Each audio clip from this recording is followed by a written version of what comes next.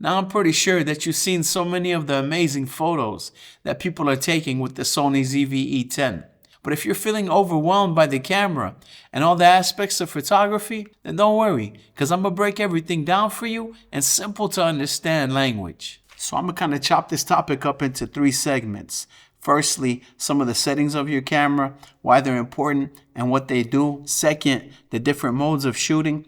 And third, a few fundamental creative guidelines for photography that are going to make it much easier for you to get a beautiful image. And if you watch to the end of the video, then I'm extremely confident that you're going to walk away as a better photographer, and you're going to be much more familiar with your camera and its capabilities. So let's start with the settings. There's 3 main things that you're going to have to become familiar with and eventually master. So the first one that we're going to deal with is called ISO. And all that is a setting that determines how sensitive your camera is to the light that's available. And your ISO is one of the 3 settings that affect your exposure.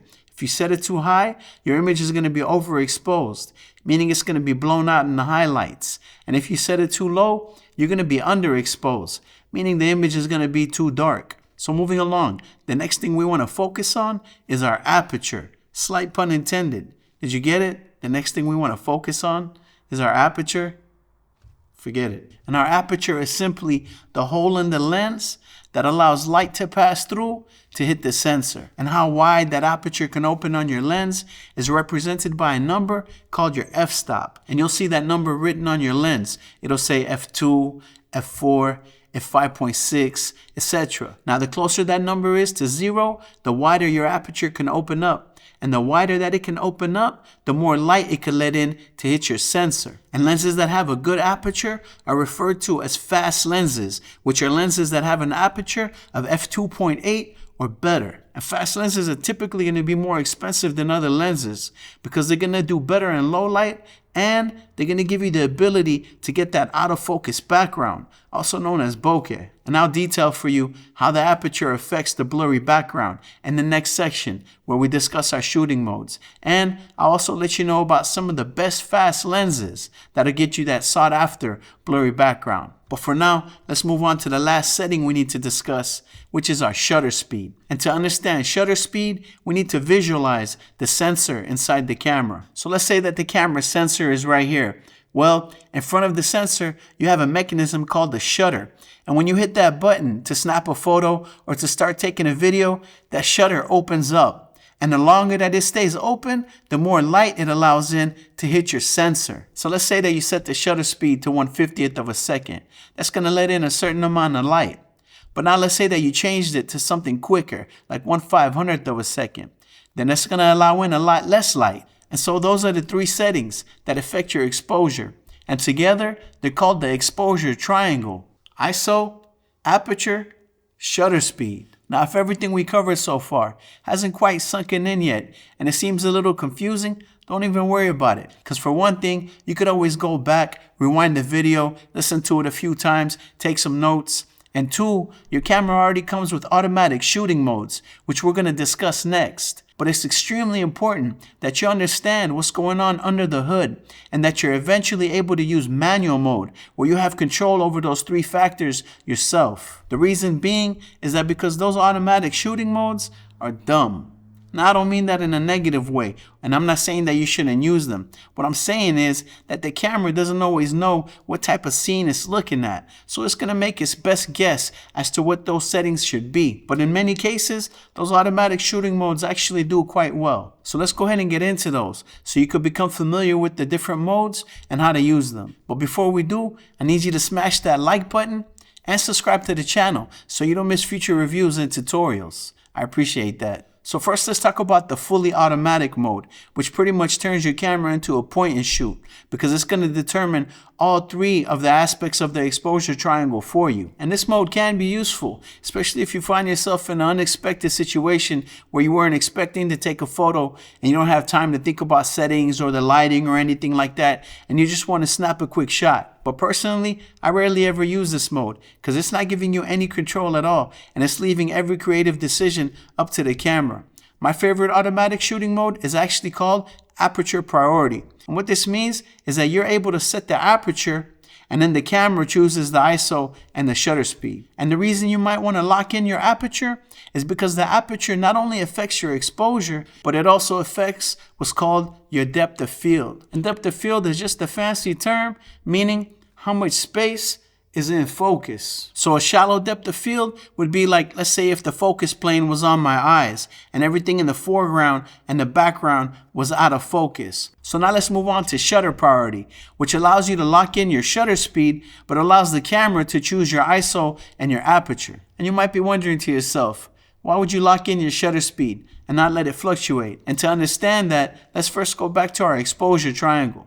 If we look at it, we have ISO, aperture, and shutter speed. Now, of all these three, ISO is the only one that only affects the exposure, meaning the only effect that it has is how light or dark the image is going to be. In the case of shutter speed, it affects the exposure, and it also affects the amount of motion blur that you have in your image. So you might be thinking to yourself, why would you ever want motion blur in your photos?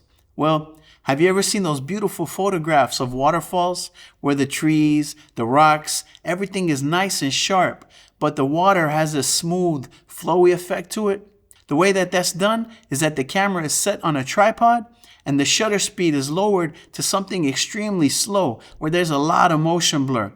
But because the camera is still on the tripod and there's nothing moving within the frame except the water, the only thing that you see the motion blur in is the water, and that gives it that smooth and flowing effect. Another example would be those light trail shots on streets and skylines that look real cool.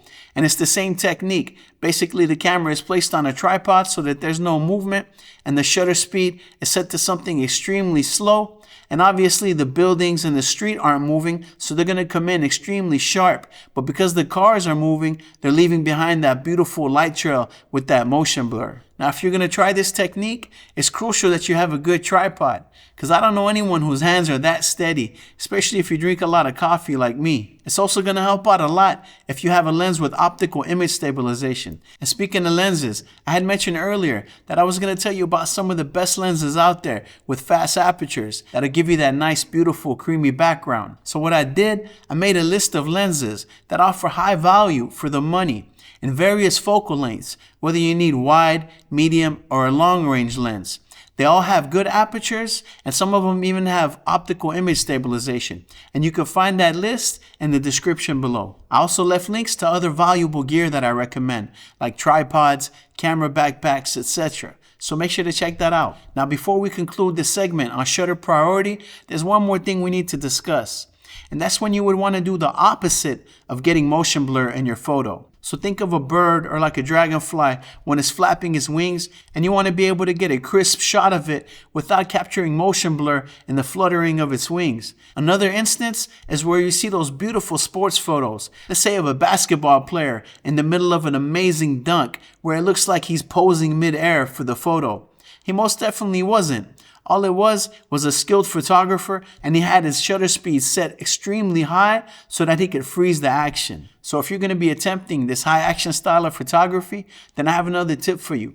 Make sure to put your camera in burst mode where you can hold down the shutter and it lets off like 10 to 20 shots simultaneously.